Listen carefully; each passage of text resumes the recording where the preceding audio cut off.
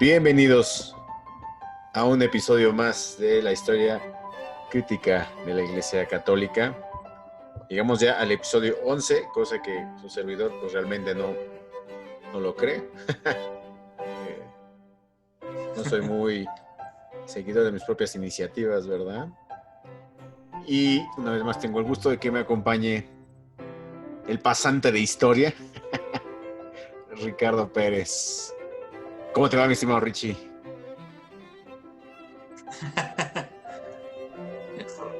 Muy bien, mi Tlato, aquí andamos con toda la actitud, listos para hablar de este bonito tema que es la Guerra de los 100 años.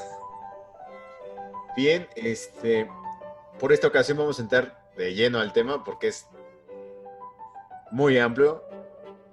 A diferencia de las cruzadas, que en las cruzadas también es una cantidad increíble de materiales al respecto. En el caso de la Guerra de los 100 años son muchas conexiones cronológicas, ¿no, mi estimado Ricardo? Cronológicas, perdón. Muchas conexiones familiares las que se dan ahí. Es correcto, mi Tlato, efectivamente, pues hay toda una serie de disputas ahí, pues por ver quién se queda con qué, ¿no? Es como los juzgados familiares o los juzgados civiles. disputarse por los territorios, por los terrenos, que a mí me tocaba esto, que a mí me tocaba lo otro, y pues al final cuando las negociaciones no llegan a buen puerto, pues se desatan las hostilidades, ¿no? Los machetazos, ¿no? Básicamente en algún baldeo perdido ahí entre Naucalpan y Pachuca. Así es. Que medievales somos aún. Pero en fin, pues vamos pues a iniciar. Totalmente de acuerdo. Vuelvo a mencionar el punto que tratamos aquí a la historia de la Iglesia Católica. Entonces, ese es nuestro pie de base. Sin embargo, las circunstancias, el contexto en el cual se va desarrollando la historia de esta institución siempre son importantes para una mejor comprensión de la historia, de lo que analizamos, de lo que recibimos, del ser, de la sociedad, de la vida. Disculpen que haya estado tan existencialista, pero así suelo serlo. Pero en fin, me desvié, ya saben cómo soy. De locochón. A ver, nos quedamos entonces con las cruzadas que van del siglo X al siglo XIII aproximadamente, ¿no? Las más fuertes. Durante este periodo, la Iglesia Católica va a recibir una transformación institucional totalmente. Ya no solo vamos a hablar de una jerarquía que obedecía, digamos, a una sola orden, que es la de el Papa y sus respectivos jerarcas, sino que ahora va a haber otro tipo de miembros dentro de la Iglesia, como van a ser algunos monjes o las mismas órdenes religiosas de las cuales hablamos en el capítulo de las cruzadas, o un larguísimo etcétera, etcétera, etcétera. Y además de que ya se va a instituir muchas reglas y normas que permanecen vigentes hasta nuestros días, como a continuación vamos a ver. Nos vamos a ir rápidamente con los concilios de Letrán. Son 4 concilios, me parece que hubo un quinto, pero creo que no hubo mucho en ese concilio. Estaba leyendo que los cánones que surgieron de esos concilios, digamos que se mantuvieron de manera oral, no hay algo escrito, o lo que hubo escrito no sabemos dónde quedó, pero se mantuvieron en continuidad cuando se pusieron, se plantearon y se aprobaron en un órgano colegiado consultor, como lo fueron los concilios y lo siguen siendo los concilios. Y curiosamente esa función de consejo elector funciona en la actualidad, no solo en la Iglesia Católica, sino en las instituciones y en muchas empresas. Pero bueno, basta de viajar lejos de aquí.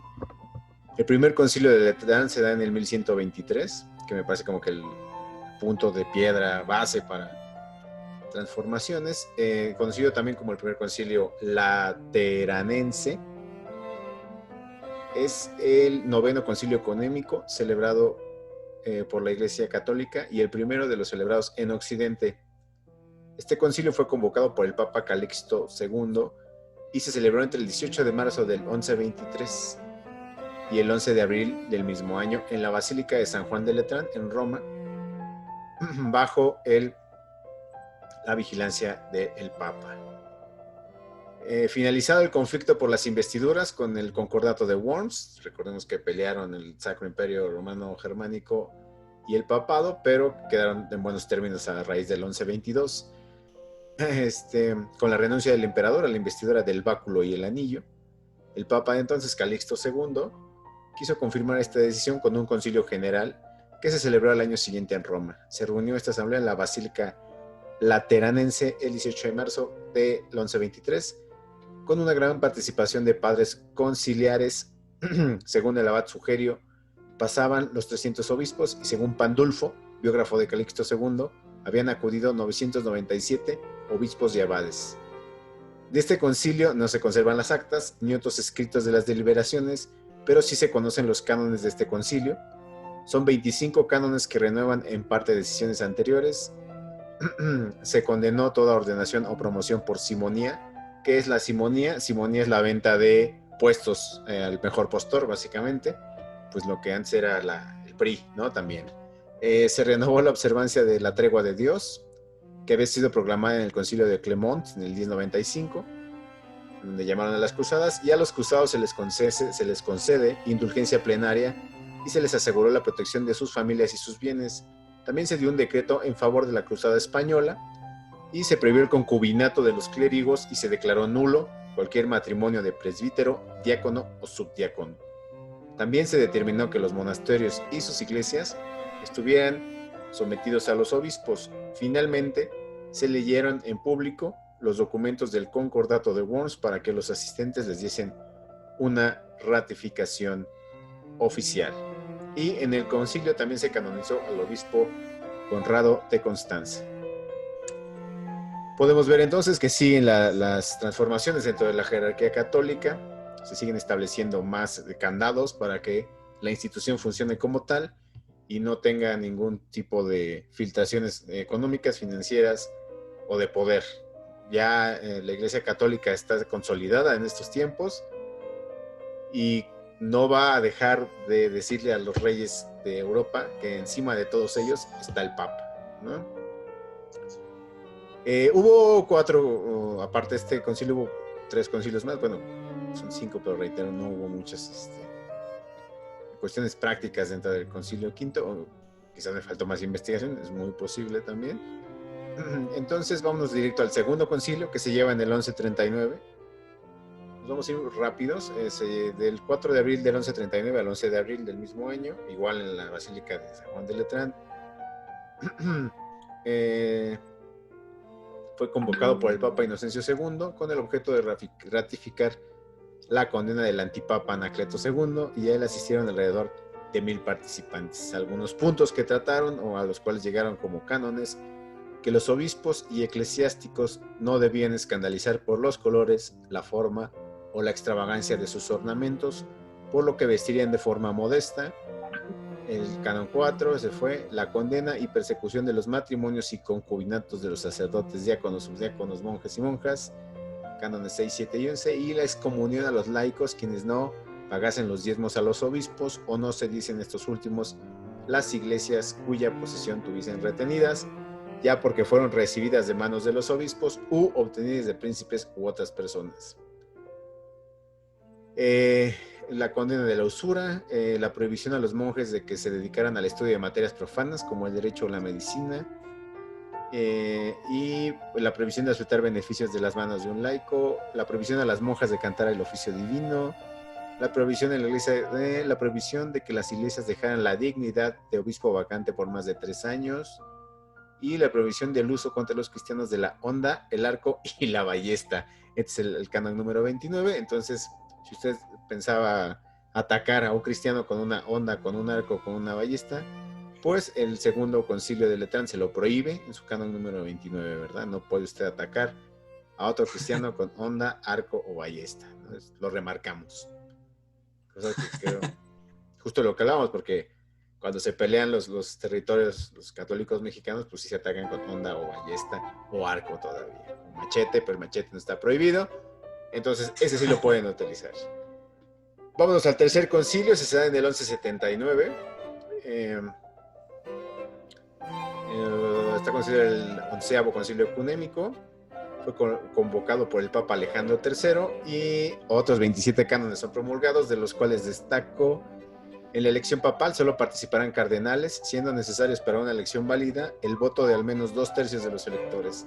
Si se proclamase papa, un candidato sin dicha mayoría, tanto él como sus partidarios serían condenados a la excomunión. Este punto va a generar muchas problemáticas a partir de la elección de los siguientes papas. Más adelante, cuando hablemos del papa, el papado de Aviñón, veremos que la partición que se da es porque los cardenales se volvieron en un consejo pues de poder que veían por ellos mismos y que va a comprar el rey de Francia, pero ya lo veremos más adelante. Otra vez se anulan a los antipapas, porque reitero, el antipapado ha existido desde el origen del cristianismo y hasta nuestros días hay cantidad de antipapas, ahora se dicen anticristos, ¿no? Establecer la edad mínima de 30 años para ser consagrado obispo y de 25 para acceder a funciones pastorales. La regulación del tren de vida de los prelados, ordenar clérigos sin los correspondientes medios de subsistencia. O sea, si el clérigo no tiene para mantenerse, pues no puede ser clérigo, básicamente. Pago por bendición, administrar los sacramentos o enterrar a los difuntos. Y otra vez la prohibición de la simonía. No vamos a vender puestos. Aquí hay un punto importante en el Canon 9, la revocación de las órdenes militares de los templarios y de los hospitalarios de la observación de regulaciones canónicas. O sea, que digamos que quedaban exentos de estas regulaciones canónicas, pero pues los convertían en una asociación civil, vamos a llamarla de esa manera, y deberían de cumplir entonces con otro tipo de funciones. Pero bueno, ya quizás más adelante hablaremos de eso. Ya lo tocamos en el programa de las cruzadas, pero aquí podemos retomarlo, ¿por qué no? La prohibición de aceptar mediante pagos nuevos miembros en los monasterios, condenando al que lo hubiera admitido con la privación del cargo. Y la prohibición de torneos, los de caballeros, donde chocaban, donde Heath Ledger se hizo famoso, en Corazón de Caballero, bueno, pues esos los prohibieron también. Y la exhortación a la cruzada contra los albigenses y excomunión de los valdenses. Y son los que más remarco. Vámonos al cuarto, rápidamente. El cuarto concilio de Letrán en el 1215, convocado por Inocencio III. Y aquí ya empieza la unión entre Francia y el papado, porque Francia empieza a convertirse en un reino bastante importante. Y se va a condenar la herejía de los albigeneses o cátaros otra vez y de los valdenses. ¿Qué más tenemos? El cuarto, a su vez, lanzaba reconvenciones a la iglesia griega, todavía recordando el cisma de Oriente. Y imponía la obligatoriedad anual de la confesión y la comunión, y rebajaba al 4º grado de consanguinidad la prohibición de contraer matrimonio y prevenía contra su clandestinidad. Y me parece que en alguno de estos ya se empieza a condenar a los judíos, pero no se preocupen, cuando hablemos de las órdenes mendicantes y más adelante hablaré un poco de la Inquisición, hablaremos de estas condenas a los judíos no solo en estos concilios, ¿no? Cabe mencionar que a los judíos siempre se han condenado prácticamente en todos los tiempos que ha existido la Iglesia Católica. Se encuentra en lengua griega, identificación, cambio en versículos, hubo cambio respecto a la Santísima Trinidad y no hubo mayor sigma en este punto que lo antes mencionado. Entonces, como podemos ver, pues aquí ya hay muchas cosas que ya no son todavía más comunes, que ya conocemos más en nuestro tiempo, ya no son tan ajenos a nosotros o a nuestros días. ¿Por qué tampoco voy a hablar del Concilio de Letrán del quinto? Porque se da hasta el 1512 y el 1517, y ahí ya es otra parte de la historia, ya no es la Edad Media. A continuación hablaré de los concilios de León, pero antes de hablar de los concilios de León, quiero preguntarle a mi estimado Ricardo si tiene algún comentario o cuestión o algo que agregar a lo que acabo de exponer. Mi estimado Richie. Pues únicamente mi plato, pues quizá mencionar que todo este corpus legis que creó la Iglesia Católica, pues busca reafirmar su autoridad, ¿no? Como máxima institución medieval, como máxima institución en Europa, en Occidente, y pues como máximo representante de la cristiandad. Y pues obviamente con esto pues busca mantener bajo control a todo este sistema de vasallaje del que habíamos hablado, ¿no? De los distintos reinos, pues de los reinos germánicos, de los reinos francos, incluso de los reinos ingleses, de los reinos españoles, y también esto lo utilizan como una especie de caparazón, ¿no? Para protegerse pues contra los invasores que venían a amenazar a esta institución cristiana, ¿no? Como pues en un principio lo fueron los vikingos y posteriormente, bueno, a la par de los vikingos, incluso antes, y se mantuvieron siendo una amenaza pues el Islam, ¿no?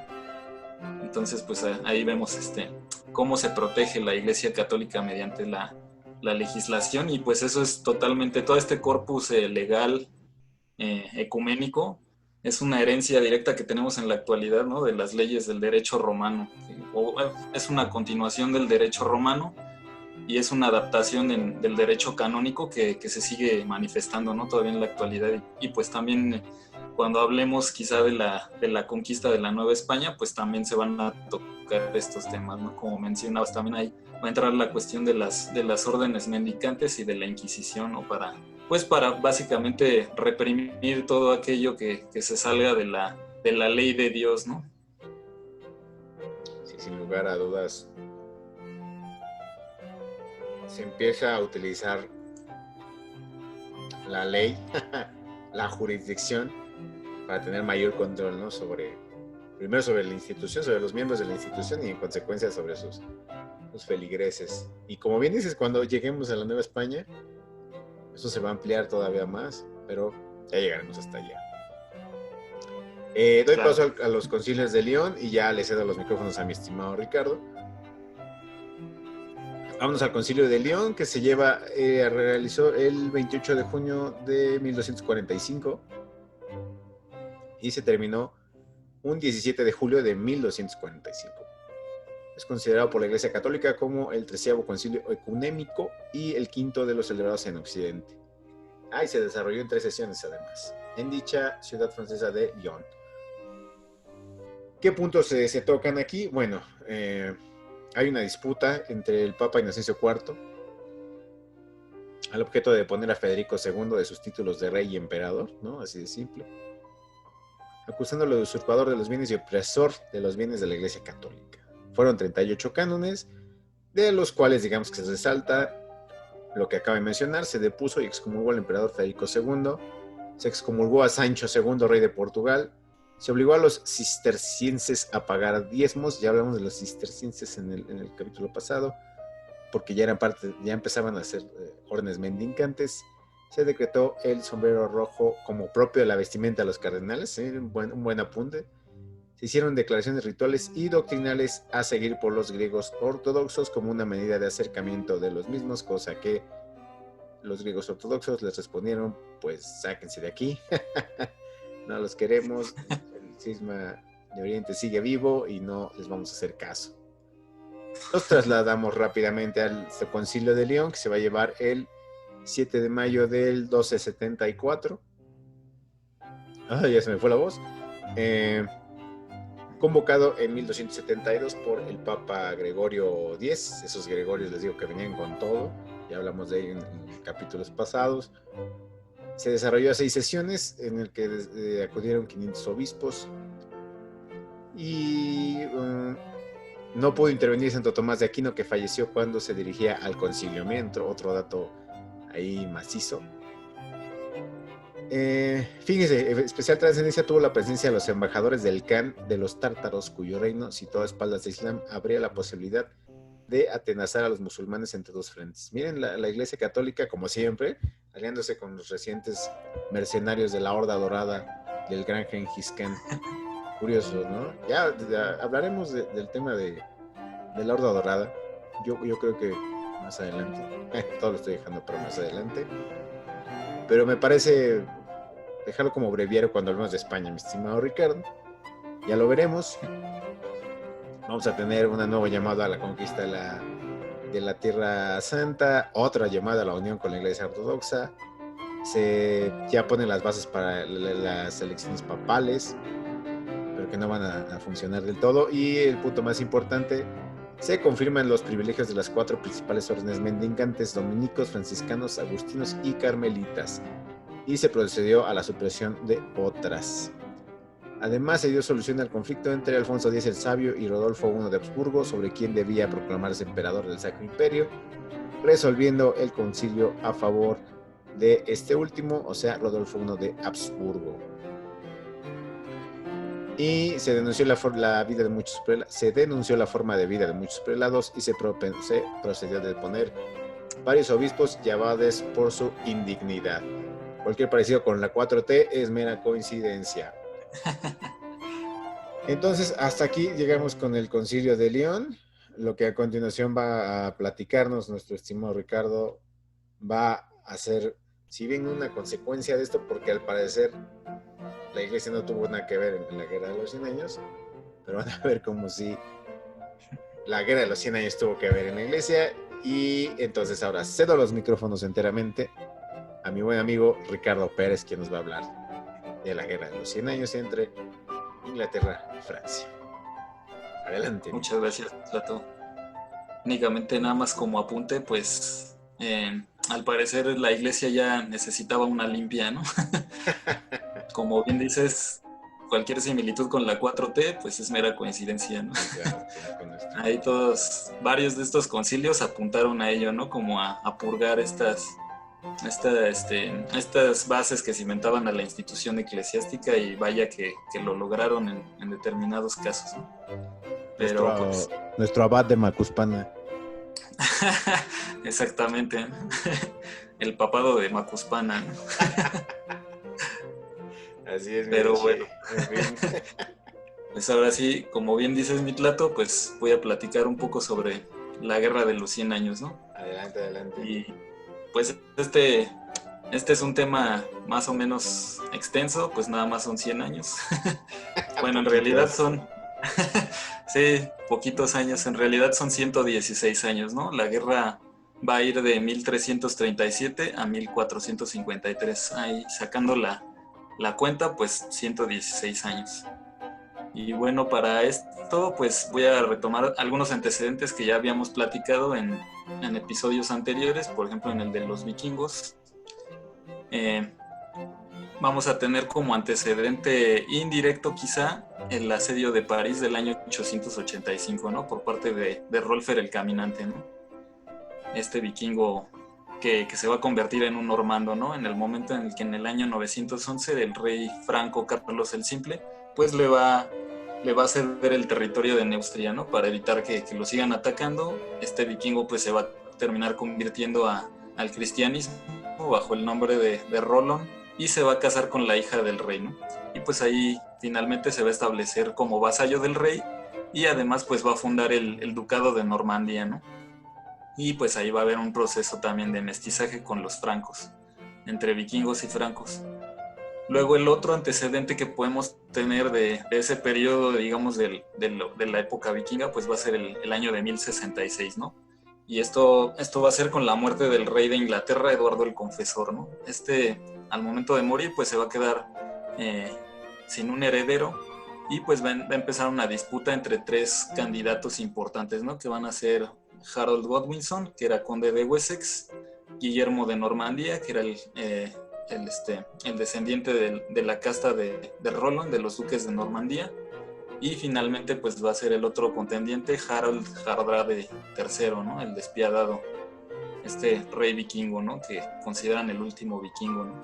bueno, aquí pues la cuestión es que los nobles anglosajones pues van a terminar decantándose por el conde de Wessex, y pues esto no le va a gustar a los otros candidatos, ¿no? Entonces, pues, ¿cuál va a ser la respuesta? Invadir Inglaterra, ¿no? Ahí en esa invasión se va a dar la batalla de Stamford Bridge, en la cual va a morir el rey vikingo Harold III, y pues ahí se marca el fin de la era vikinga, ¿no? Posteriormente, en esa misma invasión, pues va a suceder la batalla de Hastings, en la cual Guillermo de Normandía pues va a terminar conquistando Inglaterra, ¿no? Y va a recibir el nombre o el mote de Guillermo el Conquistador. A este hecho, pues, como mencionaba, se le considera un antecedente ya más directo de la Guerra de los 100 años, porque pues aquí va a entrar en cuestión algo relacionado con la sucesión de Enrique II Plantagenet, ¿no? Duque de Anjou, en territorio francés. Y pues Inglaterra va a reclamar esos territorios, herencia de este rey, para sí, ¿no? Entonces, de ahí pues nos pasamos al año 1207, ¿no? ¿Qué va a pasar en ese año? Enrique III, descendiente de Enrique Plantagenet, segundo duque de Anjou, pues va a heredar el trono inglés, ¿no? Y va a firmar el Tratado de París en 1259. Con esto pues va a renunciar a sus posesiones y a sus derechos dinásticos en Francia, ¿no? Este tratado pues también incluía al ducado de Normandía y al ducado de Anjou, ¿no? Pero va a conservar todavía la posesión de Gascuña y Aquitania para los ingleses, ¿no? Esto lo va a hacer por la vía materna. ¿Por qué? Pues porque él era, junto con Ricardo Corazón de León e Isabel de Francia, Enrique III va a ser uno de los descendientes de ese matrimonio entre Enrique Plantagenet y Leonor de Aquitania, ¿no? Para 1272, el sucesor de Enrique III, Eduardo I, Piernas Largas, que es el heredero del trono inglés, pues va a tomarlo en el año 1294, ¿no? En ese mismo año pues va a iniciar una serie de hostilidades contra el entonces rey francés Felipe III para recuperar los ducados de Normandía y el de Anjou, ¿no? Pero pues para el 1296 le va a estallar, digamos, ahí las guerras de independencia en Escocia, ¿no? Si usted vio la película de Corazón Valiente, pues ahí tiene un buen ejemplo de una buena película, pero una mala documentación histórica, ¿no? Esto va a resultar pues en que esta guerra de independencia pues va a demandar toda su atención, ¿no? de este rey inglés, de Eduardo I. Y pues va a dejar de lado un poco sus disputas con Felipe III de Francia, ¿no? En el año de 1328 se va a dar la muerte del rey Carlos IV de Francia, y este hecho va a suponer el fin de la dinastía de los Capetos, ¿no? Que había sido una dinastía en Francia que había emergido como resultado directo de las cruzadas y que se había colocado como la principal casa gobernante en Francia, ¿no? Y gobernó por bastante tiempo, pero a la muerte de este rey pues va a terminar esta dinastía, ¿no? Y pues en ese momento la nobleza francesa lo que hizo fue colocar en el trono a Felipe VI de Valois, ¿no? Que era de otra rama pero menor, ¿no? De esta dinastía de los Capetos, ¿no? Y pues esto se debió a que el recién nacido el hijo de Carlos IV, que era recién nacido, pues era una niña, ¿no? Y aquí pues a lo que evocaron fue a la ley sálica, ¿no? Que era esta ley sálica, pues una ley implantada por los francos salios, o sea, los ancestros de todos estos reyes franceses, los ancestros ya digamos de la alta Edad Media, ¿no? En esta ley pues se determinaba que solamente los varones podían ser reyes, ¿no? Uno de los puntos que mencionaba esta ley, ¿no? Porque tiene muchísimos puntos que pues ahorita no los voy a detallar cada uno, ¿no? Uh-huh.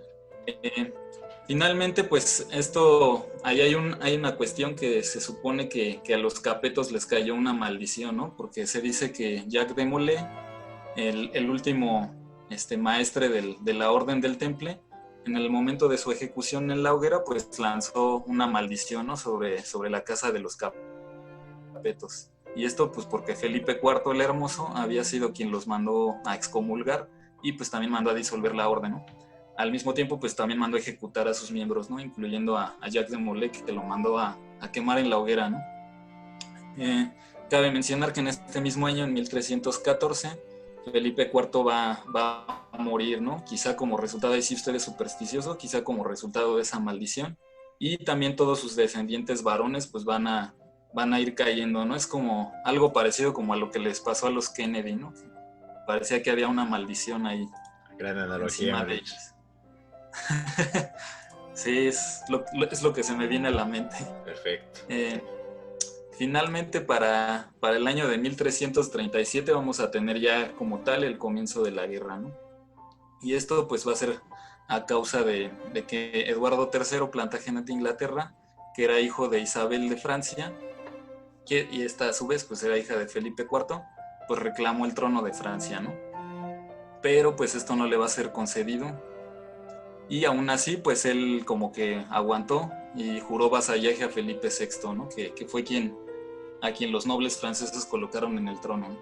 Más tarde, pues este Felipe VI va a confiscarle a los ingleses los territorios de Aquitania, y pues este hecho va a ocasionar el enojo, ¿no? Del monarca inglés, ¿no? Y pues ahí va a empezar como a tener algunos roces. Otro antecedente ahí más que antecedente, otro detonante del conflicto fue que en Flandes hubo una rebelión de comerciantes contra el rey de Francia, ¿no? Esto fue aprovechado por Eduardo III y pues se proclamó rey de Francia en Gante, ¿no? Con esto pues se forma una alianza entre la ciudad burguesa de Gante y el monarca inglés, y pues se rompe también, hay un embargo comercial de lana que tenían en ese territorio, ¿no? Entonces pues finalmente ya los ingleses ya iban a poder comerciar ahí su lana con su lana de borrego, no su lana de money, pues con estos flamencos, ¿no? Para 1340 se va a dar la batalla naval de Sluis, ¿no? En la cual pues las flotas unidas de tanto de Inglaterra como de Flandes van a destrozar a la armada francesa, ¿no? Tras esta derrota, pues Eduardo III se va a instalar en Bretaña, ¿no? Y se va a disputar el gobierno con Felipe VI. Ahí el Papa Clemente VI va a tratar de interceder para digamos calmar un poco las hostilidades, pero pues no le van a hacer caso, ¿no? Ahora sí que lo van a dejar en visto. Para 1346 se va a dar el desembarco inglés en Normandía, no el del día D, sino estamos hablando del de 1346. Y posteriormente a este desembarco se va a dar la famosa batalla de Crecy, ¿no? Una de las más célebres de esta guerra de los 100 años.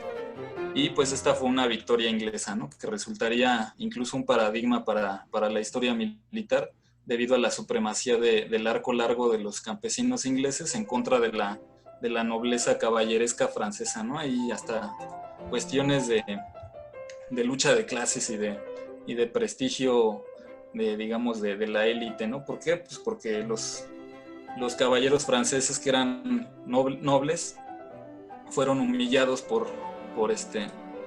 campesinos con poco adiestramiento, ¿no? Pero que tenían unos arcos que pues lanzaban flechas con muchísima potencia, entonces pues terminaron arrasando a la caballería, ¿no? También en esa batalla fue la primera vez en la que los ingleses utilizaron artillería, ¿no? Y aunque esta todavía era rudimentaria, no era muy precisa que digamos, pues causaba terror, ¿no? y desmoralización en el ejército francés. Además de los arcos largos y de los cañones, pues los ingleses también contaron con una poderosa caballería, ¿no?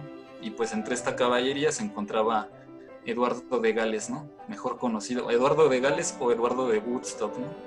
Que va a ser mejor conocido como el Príncipe Negro. Sí, exacto. Rock and roll. Rock and roll. Sí, sí, sí. En esta batalla pues se va a imponer finalmente la efectividad en la táctica por encima del número de contingentes, ¿no? Posterior a esta batalla se va a dar la toma de Calais, ¿no? Y esto pues va a ser consecuencia de la victoria que los ingleses ya habían agenciado en Crecy, ¿no?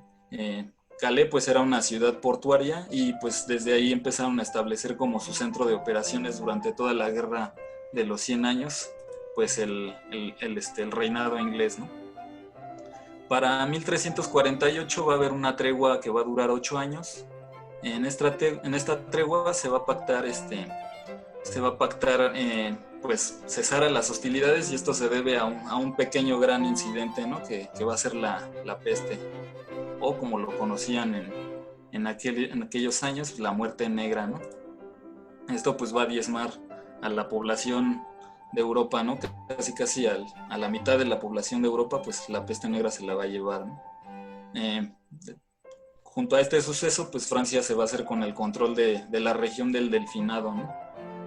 Y de ahí, como veremos más adelante, pues va a originarse este título de Delfín, ¿no? Como el monarca legítimo de Francia, ¿no?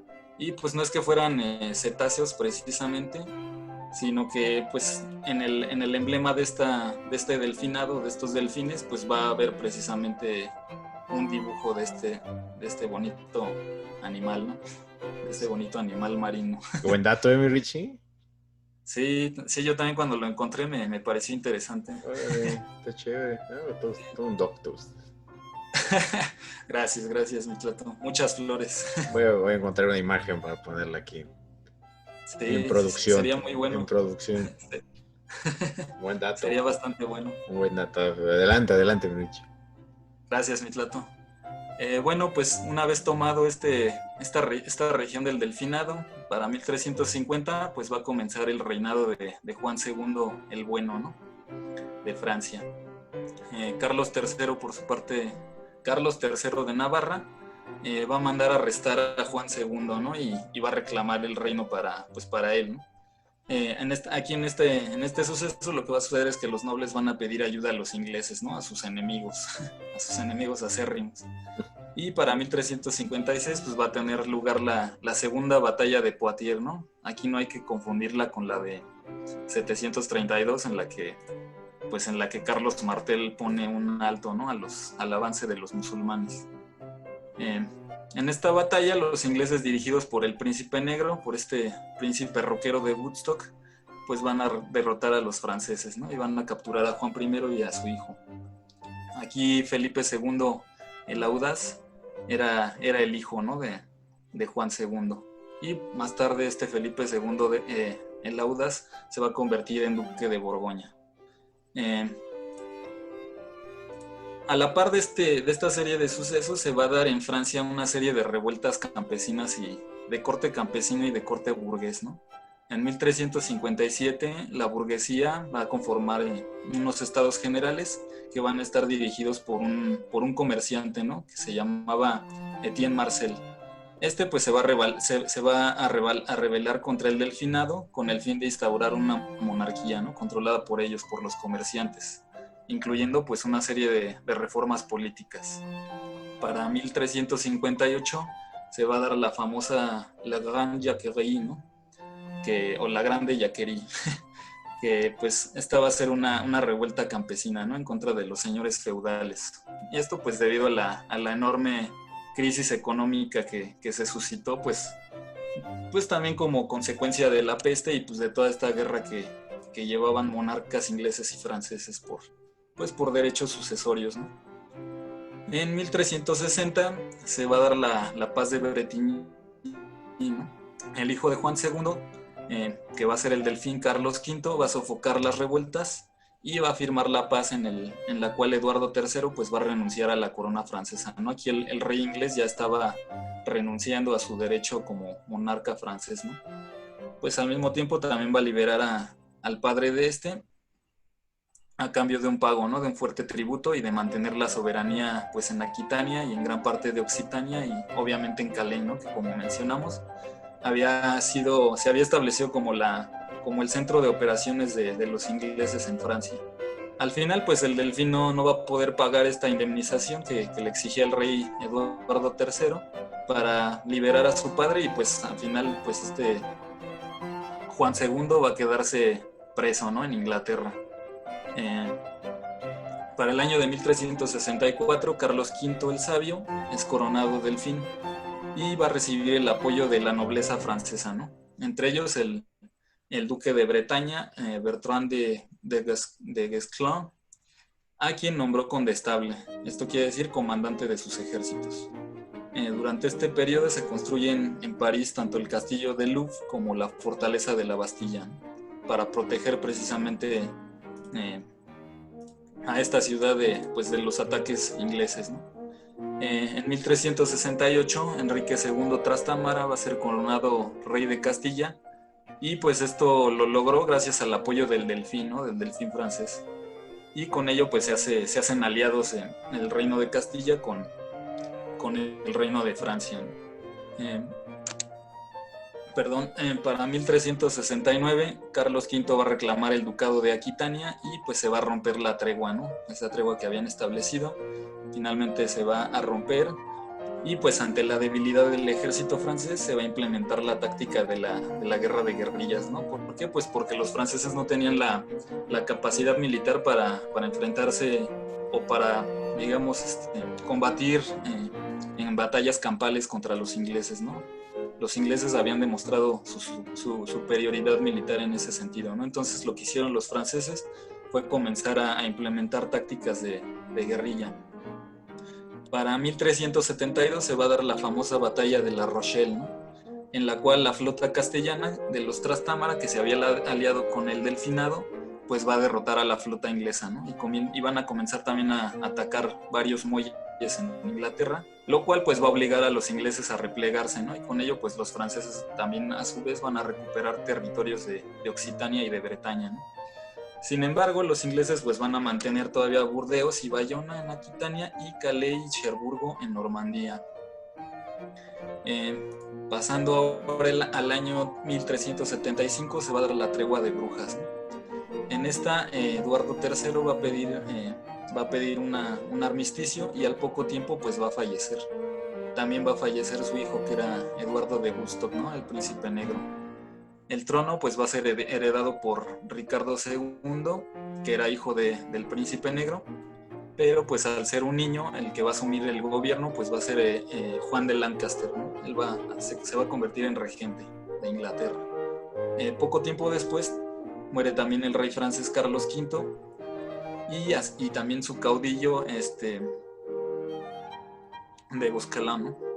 Para 1378 se va a dar el cisma de Occidente, es decir, esta disputa por la corona pontificia entre el Papa Urbano VI, apoyado por Roma, bueno, más bien el representante de Roma, y pues estaba apoyado por Inglaterra, por el Sacro Imperio Romano Germánico y por los estados pontificios, o sea, por los reinos italianos.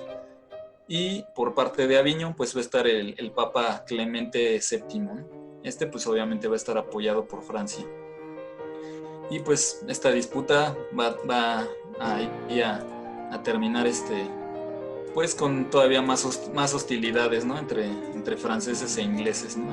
Ahí vemos también como la iglesia pues tiene injerencia en estos asuntos políticos y dinásticos en Francia, entre Francia e Inglaterra, ¿no? Las potencias más grandes de ese momento. Para 1380, Carlos VI, también llamado el Loco o el Bien Amado, se va a coronar rey de Francia. Y pues cuando sucede esto, él tenía 12 años, ¿no? Tenían esta costumbre, ¿no? De nombrar reyes a niños o a bebés recién nacidos. Y pues obviamente, pues como no pueden gobernar, la regencia recayó en sus tíos, ¿no? Que eran Luis II de Anjou, Juan de Berry y Felipe II de Borgoña, ¿no? Mejor conocido como el Audaz, ese que ya habíamos mencionado previamente. De la mano de Felipe el Audaz, pues Borgoña se va a convertir en el ducado más poderoso de Francia, ¿no? Para 1407, el sucesor de Felipe el Audaz, Juan Sin Miedo, va a mandar a asesinar a Luis de Valois, ¿no? Que pues era el heredero legítimo del trono de Carlos, que había dejado vacante Carlos VI, ¿no? Tras haber sido encarcelado, pues porque lo acusaron de locura, ¿no? Por eso era Carlos el Loco. Entonces, pues se va a pirar, lo van a encarcelar, y ahí el que digamos tenía el derecho sucesor era Luis de Valois, ¿no? Pero pues lo van a asesinar, ¿no? Se dice que por mandato de Juan Sin Miedo, duque de Borgoña. Este suceso pues obviamente va a desatar una guerra civil, ¿no? entre dos facciones que van a ser la de los Armagnac o los aristócratas y pues los borgoñones, ¿no? Que estaban apoyados por un partido, ¿no? De burgueses que se llamaba Le Cabochon o Le Cabochon. La verdad no sé si mi francés es el adecuado, pero pues es en la lucha, ¿no? Hace lo que se puede, efectivamente. Exacto.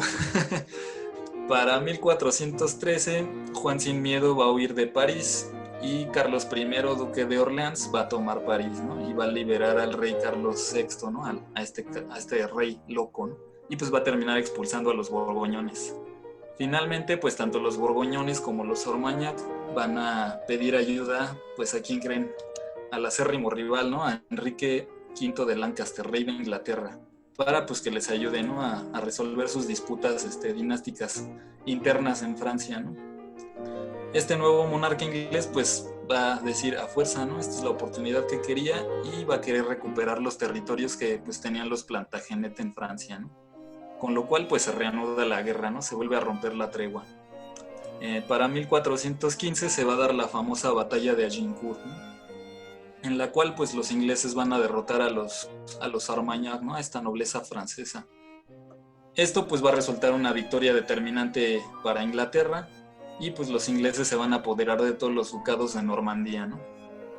Los borgoñones por su parte pues van a reconquistar París. Carlos VI se va a refugiar en Bruges, desde donde pues trata de detener a los ingleses y a los borgoñones. Para 1419, Juan sin Miedo es asesinado en Montreux durante una negociación con Carlos VI y después Felipe III el Bueno, duque de Borgoña, hijo de Juan sin Miedo, pues se va a terminar aliando con los ingleses, ¿no? Entonces, pues, ahora los franceses pues ya no estaban nada más contra los ingleses o contra los borgoñones, ¿no? Sino contra los dos al mismo tiempo. Para 1420 se va a dar el Tratado de Troyes, ¿no? En el cual pues se acepta el reinado simbólico de Carlos el Loco hasta su muerte, ¿no? Pero Enrique V se va a casar con la hermana de este delfín, de Carlos el Loco, que era Catalina de Valois, y pues va a ser, digamos, el rey en la práctica, ¿no? Él va a gobernar Francia en la práctica. Tras este tratado, pues Francia va a continuar dividida entre los partidarios de los anglo-borgoñones y pues los que apoyaban todavía al delfín, ¿no? A este Carlitos, el bien amado o el loco. Para 1422, ambos monarcas mueren, ¿no? Tanto el bien amado como Enrique V de Inglaterra. Hay una película muy buena de Enrique V de Inglaterra, ahora que recuerdo. Pero bueno, ahí como dato también para reforzar quizá... ¿Pero de quién es, mi Richie? ¿Cómo es? No me acuerdo exactamente ni quién la dirige, ni quién es el protagonista, pero la vi hace muchos años, pero está buena. Ahí Ahí diviértanse buscando. Ahí de tarea para que pues también para que conozcan también un poquito de este proceso de la guerra de 100 años. A la muerte pues de estos dos monarcas, del francés y del inglés, pues el clero y la nobleza otra vez van a meter ahí las manos y van a proclamar a Carlos VII el bien servido como rey, ¿no? Enrique VI se va a convertir en el heredero del bando inglés con un añito de edad. Otra vez esta práctica de nombrar reyes a los bebés, y pues va a asumir obviamente por su edad va a asumir la regencia su tío, el duque de Bedford, ¿no? Juan de Lancaster. Y aquí pues también está, en este Juan de Lancaster está el origen también de una de las principales casas dinásticas que pues más tarde se van a disputar la corona en Inglaterra, ¿no? Pero pues eso ya es tema para más adelante. El nuevo regente inglés pues va a buscar hacer valer el Tratado de Troyes en toda Francia, ¿no? Con ello pues los ingleses vuelven a gobernar Francia casi en su totalidad, ¿no? Y pues aquí digamos que el panorama pintaba pues bastante negro para los delfines, ¿no? Para los que apoyaban al delfín y pues en general para el pueblo francés, ¿no? Tenían enemigos por todos lados, por un lado los borgoñones y por el otro lado los ingleses, ¿no? Entonces, ante este panorama, digamos, de incertidumbre, va a emerger una figura pues muy famosa, que va a ser la de Juana de Arco, y pues ella va a nacer en el seno de una familia de terratenientes en la región de Champagne. Ella va a decidir enlistarse en las filas del diezmado ejército francés y pues va a estar motivada por un supuesto mandato divino, ¿no? Aquí supuestamente Dios le ordenó en sueños que liberara al pueblo francés del dominio inglés, ¿no? Su padre, como tenía pues ciertas influencias en la corte, pues va a conseguir hacerla llegar hasta la ciudad de Chinon, ¿no? Que era donde se estaba concentrando la corte del delfín Carlos VII, ¿no?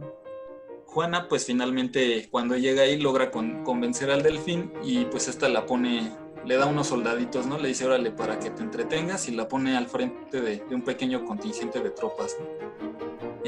Para 1429, Juana, con este contingente que le regaló el delfín, pues va a sitiar Orleans, ¿no? Y en este sitio va a ser herida de un flechazo, ¿no? Pero se va a mantener todavía en la lucha, ¿no? Y ahí salió la feminista que llevaba adentro, ¿no? Finalmente, pues los franceses van a tomar la fortaleza de Orleans, y pues esto va a representar un aliciente en la moral francesa, ¿no? Porque pues demostró que los ingleses no eran invencibles. Tras esta victoria, pues va a continuar todavía una seguidilla más de victorias hasta llegar a la ciudad de Reims, ¿no? Donde se va a coronar finalmente a Carlos VII como el auténtico heredero del trono francés, ¿no? Aquí este delfín finalmente lo coronan como rey de Francia. Para 1430 va a comenzar este negro proceso que los franceses tienen en su historia, que es la captura y muerte de Juana de Arco, ¿no? Juana va a ser capturada por soldados borgoñones mientras se dirigía a prestar ayuda a la ciudad de Compiègne, en la cual pues los ingleses estaban sitiándola, ¿no? Estos soldados que capturaron a Juana la van a vender a los ingleses, y posteriormente en Rouen va a ser sometida a un juicio inquisitorial, ¿no? Para 1431 la autoridad real y la autoridad eclesiástica inglesa la va a encontrar culpable de alta traición y de hechicería, ¿no? Por esta razón, pues va a ser sentenciada a morir quemada en la hoguera cuando contaba solamente con 19 años. Tras su muerte, pues las fuerzas entre franceses e ingleses se nivelaron y la guerra pues estancó por al menos otros 4 años. Para 1435 se va a dar la Conferencia de Arras, en la cual Felipe III de Borgoña pacta reconocer a Carlos VII como el rey legítimo de Francia, pero a cambio pues le tiene que dejar en la autonomía al ducado de Borgoña, ¿no? Con esto pues Borgoña finalmente, después de que era aliada de los ingleses, pues ahora se va a pasar al bando francés.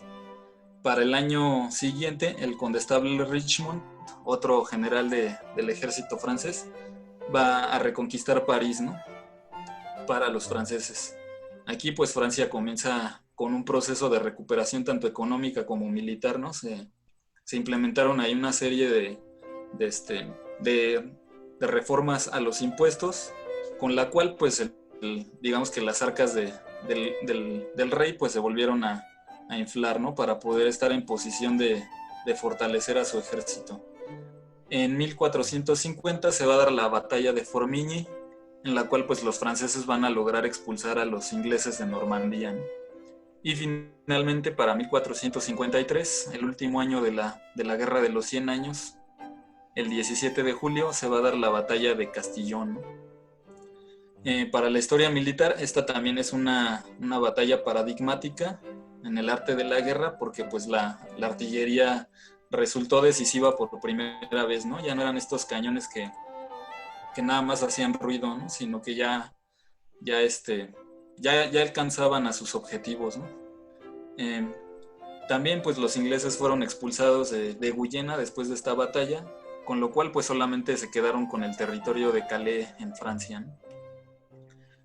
Esta batalla pues también fue la que decidió el fin de la Guerra de los 100 años y la victoria para los franceses, ¿no? En ese mismo año cabe mencionar como dato que el 29 de mayo, también con la artillería como un arma decisiva, pues los turcos otomanos van a conquistar Constantinopla, ¿no? En ese mismo año también el rey inglés Eduardo VI va a ser declarado incapaz de gobernar debido a su estado de salud mental, y con esto pues va a iniciar una fuerte guerra civil en Inglaterra por la sucesión, ¿no?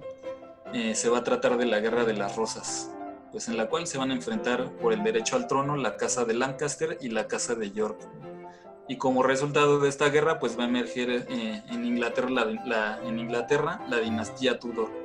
que va a ser fundada por Enrique VII de Inglaterra, de la Casa de Lancaster, y pues que se casó con Isabel de York, ¿no? De esta unión tanto de la Casa de Lancaster como de la Casa de York va a surgir la Casa de Tudor.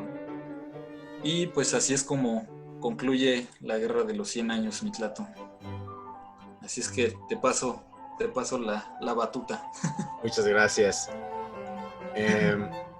Bueno, sí hay quizás mucho que decir sobre Juana de Arco, un símbolo que se ha retomado feminista en estos días, pero que a mí me parece, ahí sí hablo enteramente con lo que según yo recuerdo, pero no hay ningún dato histórico respecto de ella, no hay ninguna fuente histórica que haya confirmado la existencia de Juana de Arco. Según yo, ¿o usted tiene algún apunte? Pues la verdad no tengo así tampoco como que una fuente como tal en la cual se haga mención, pero pues digo, si en algún momento tenemos la oportunidad, sería cuestión de ir a revisar los archivos inquisitoriales en Francia y ver si efectivamente hubo un proceso contra una tal Juana de Arco, ¿no? Sería hermoso ir a esos archivos. Sí, claro.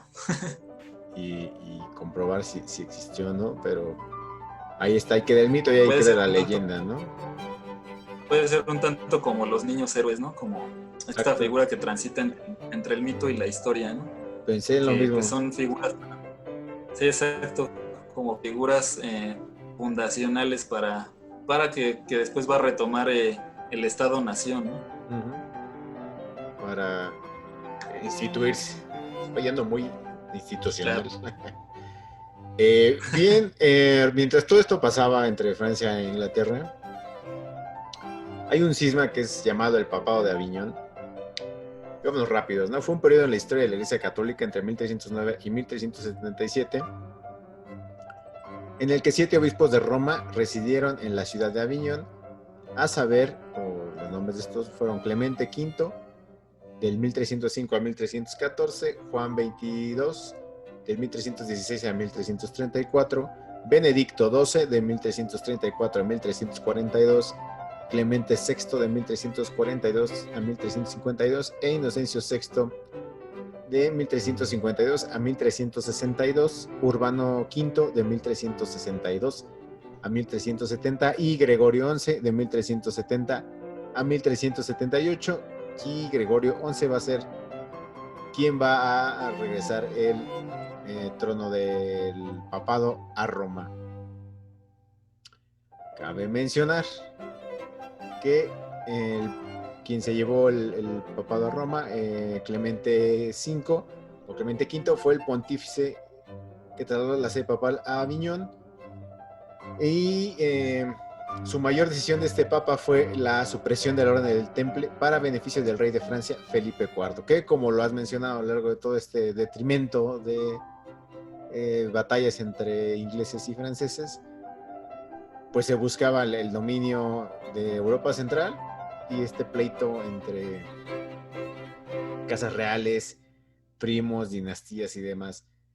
Y como también hay que apuntar, no solo era un pleito entre casas reales, también era un pleito entre civiles. Cuando hablemos de España, también se van a dar cuenta de cómo entre cruzadas, entre cambios de papas, entre duelos entre dinastías, casas reales, la llegada de los turcotomanos, de la Horda Dorada, los árabes que seguían ahí en el Magreb. Es una época bastante convulsa para Europa la que estamos tocando aquí, que es entre el siglo X y el siglo XV. No va a parar de haber violencia en Europa, como no ha parado de haber violencia en todos estos años que nosotros hemos tratado y que hemos tocado, que es prácticamente toda la Edad Media, donde sí se da mucho esta idea de que era una Europa de campesinos, era una Europa de ignorancia, muy clerical, etcétera, etcétera. Pero es una Europa de guerra. Todo este tiempo ha sido una Europa de guerra y no va a parar hasta, pues yo creo que la Segunda Guerra Mundial. ¿O tú cómo lo ves, mi estimado Richie? Pues sí. Digo, me desvié del tema del papado, pero me surgió ahorita esta no, alusión. No, estoy totalmente de acuerdo contigo, Mitlato. Esta etapa, como dices, tan convulsa para Europa, en la cual pues hay guerras civiles, hay disputas dinásticas, hay guerras internas entre los reinos europeos, y además pues le agregamos pues la irrupción de los turco-otomanos y de la Horda Dorada del gran Genghis Khan. Pues todo esto va a ser un caldo de cultivo que va a terminar por polarizar Europa, ¿no? En la Europa occidental y en la Europa oriental, ¿no? Bueno, que ya se había polarizado digamos, desde la irrupción del Imperio Bizantino, pero pues esto digamos que lo va a reafirmar porque entran también agentes externos, entran aquí otras civilizaciones como lo son los turcos, como pues es el Islam, con los ayubís, con los selyúcidas, incluso con los mamelucos, y además pues los mongoles con Gengis Khan, ¿no? Esto pues va a transformar definitivamente el mapa europeo, y esto se va a reflejar pues en los años venideros, ¿no? En los siglos venideros. Estamos hablando del siglo, pues desde el siglo XVI, pero digamos que ya se va a hacer más manifiesto a partir del siglo XIX, ¿no? Cuando Napoleón entra en guerra con los reinos, bueno, con estas remanentes monárquicos de Europa, y pues esto lo va a llevar también a declararle la guerra al Imperio Ruso, ¿no? Entonces ahí Europa, digamos que ahí está el origen para mí, desde mi punto de vista, de la Guerra Fría, ¿no? Y obviamente pues también de las guerras mundiales, ¿no? Que son antecesoras a la Guerra Fría. Además, la Iglesia Católica que podemos ver, por ejemplo, el cisma de el papado de Aviñón, que va del 1309 a 1377, y cuando termina el papado de Aviñón, lo acabas de mencionar, se da el gran cisma de Occidente, que va a terminar hasta el 1410, ¿no? Y que continúa este duelo entre facciones por el poder. Llega a haber hasta 3 papas en estos periodos. Ahora sí que cada reino tenía su papa. Cabe mencionar que Aviñón seguía perteneciendo, era parte de los estados papales, y que esta situación de por qué se mueve tanto el papado en estos tiempos, como hablamos al principio de los concilios, se da el poder de la elección a los cardenales, y el Consejo de Cardenales es quien entonces convierte al Papa ahora en su esclavo, no sé si ponerlo de esa manera, ¿no? Se vuelve una marioneta, ¿no? Ajá, sí, porque entonces ahora vas a ganarte el poder del Papa siempre y cuando compres a ese consejo de electores que va a ser el consejo de electores de... se me olvidó. Los príncipes alemanes, electores del Sacro Imperio. No, estos, lo acabo de mencionar, discúlpenme. Los obispos, gracias, este consejo de obispos, ¿no? Que ahora se va a tornar en electores del Papa. Los cardenales, gracias. Cabe mencionar que además Roma abogó porque regresara el papado a la ciudad de Roma, porque el Papa pues, era quien fungía como una autoridad, y al no estar en Papa en Roma, pues la ciudad estaba olvidada, era una ciudad sin ley prácticamente, y era una ciudad abandonada. Entonces se abogó también desde la Chita Romane para que volviera pues la autoridad, que era el Papa de Roma, ¿no? Hasta aquí terminaría, digamos, con esta parte cronológica que hemos hecho el día de hoy de la Guerra de los 100 Años y la Iglesia Católica. Deja mucho que plantearse, pero vamos a resolver muchas cuestiones también, bueno, eso digo yo. En los siguientes capítulos vamos a ver cómo la Iglesia empieza con las órdenes monásticas a inmiscuirse, quizás ya en poblaciones ajenas totalmente a la Iglesia. No sé cómo lo estoy planteando, quizás estoy haciendo bolas en este momento, entonces voy a dejar la idea ahí a un lado para cuando presente a las órdenes monásticas. También vamos a hablar de la escolástica y vamos a hablar de cómo también se da la Inquisición dentro de estas tres vertientes nuevas que tenía la iglesia, que ahora era educar, ahora era también seguir golpeando, bueno, seguir haciendo la guerra sin ningún motivo y retomar los principios de fe cristiana que habíamos comentado en los episodios anteriores. Y en mis cuidados en las guerras que se están llevando a cabo y cómo el reino español va a ser el salvador de la Iglesia Católica al final del día, o uno más de los salvadores de la Iglesia Católica, cómo la Iglesia Católica se sigue prostituyendo vilmente para subsistir como el poder fáctico que es.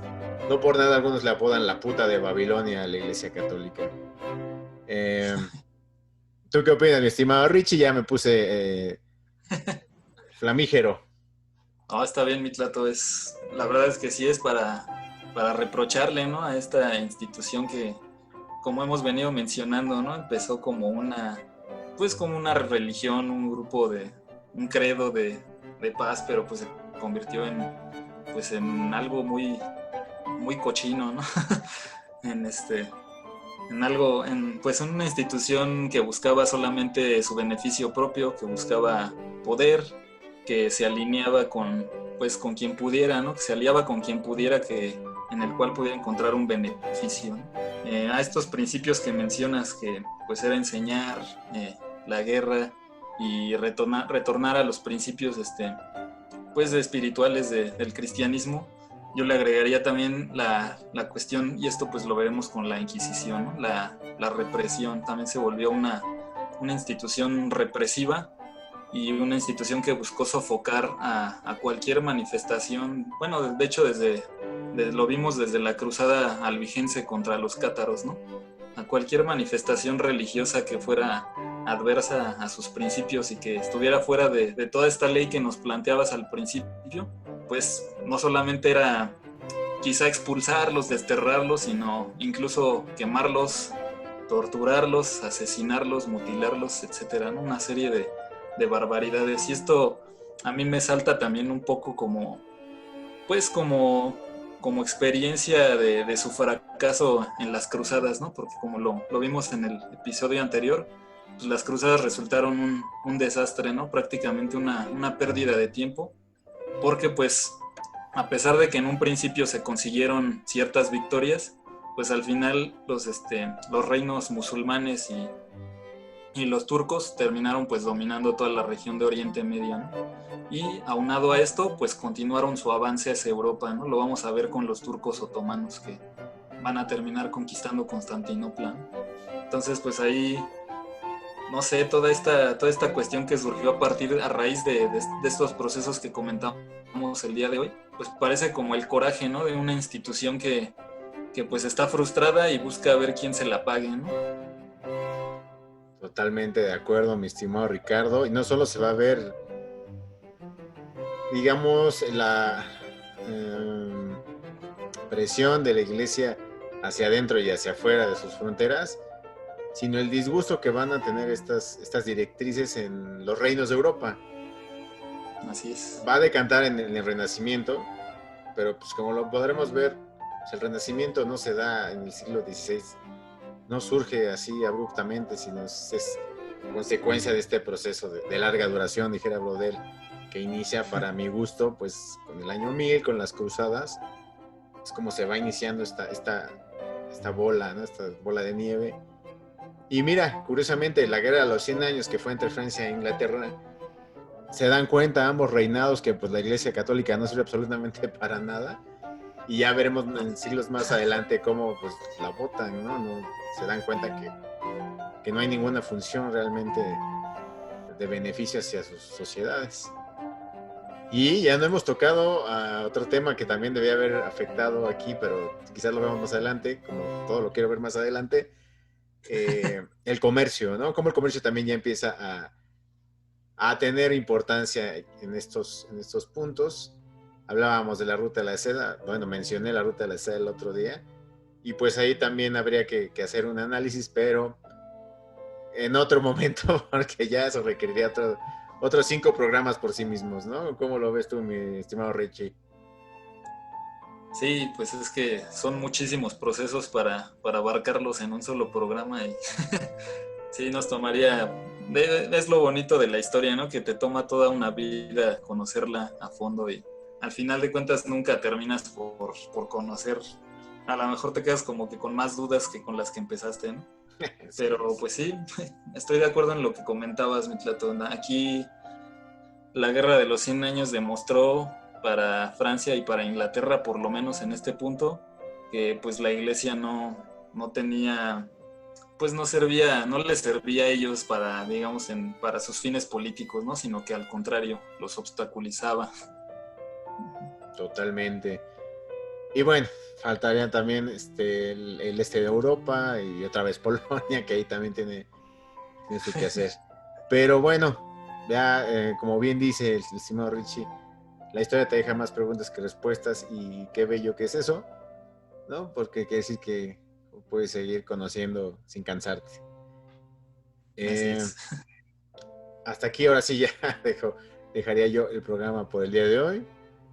Hablaremos, reitero, en el siguiente episodio de las órdenes monásticas. Y luego hablaremos de El Salvador de la Iglesia, que va a ser el Imperio Español y que al final de cuentas, o para mí desde mi perspectiva, va a acabar siendo un lastre también para él mismo. Pero estoy aquí frente a un cruzado enteramente, ¿no? Un seguidor fiel de la cruz, como es mi estimado Richie. Ya debatiremos ese asunto, ¿o no, mi estimado? No, no, digo yo no, en realidad pues no profeso, pues soy, crecí en una familia pues católica, pero pues ya digamos que no lo profeso, ¿no? Pero sí, digamos que a mí me llama mucho la atención el tema de España, me parece muy interesante y a veces caigo también en la hispanofilia, ¿no? ¿Por qué no decirlo? Está perfecto ese asunto. Yo debería caer en la prehispanofilia porque rasgos mexicanos, ¿no? Pero no. Siempre hay que ser críticos. Siempre hay que ser críticos. Claro. ¿No? Pero en fin, ya llegaremos a esos puntos, ya los debatiremos. Sí, sí, sí. Y creo que por este programa ha sido todo, amiguitos. ¿Algún agregado que quiera hacer mi estimado Richie para cerrar? Pues me parece que ninguno, Mitlato, pues simplemente agradecer una vez más la oportunidad de permitirme aquí platicarle a tu público, pues lo poco o mucho que uno pueda saber, ¿no? Siempre son bienvenidos los conocimientos de cualquier tipo, mi estimado, y la gente que tenga algo que decir, bienvenida, porque el arte que no provoca y que no dice nada, no sirve para nada. Vaya la redundancia. A favor. Bien, hemos cerrado este capítulo, podemos ir en paz, consumatum est, beatificent terra Deus nostrum. Y por lo demás, nos estamos viendo, mi estimado Richie. Muchas gracias, reitero, gracias por esta A ti, guía, esta Mitlato, luz muchas en gracias. estos programas. Y ya estaremos platicando sobre más cosas a este respecto. Mi nombre es Latani Muñoz, mi estimado compañero es Ricardo Pérez, y nos estamos viendo en el siguiente programa. Hasta luego. Hasta pronto. Saludos.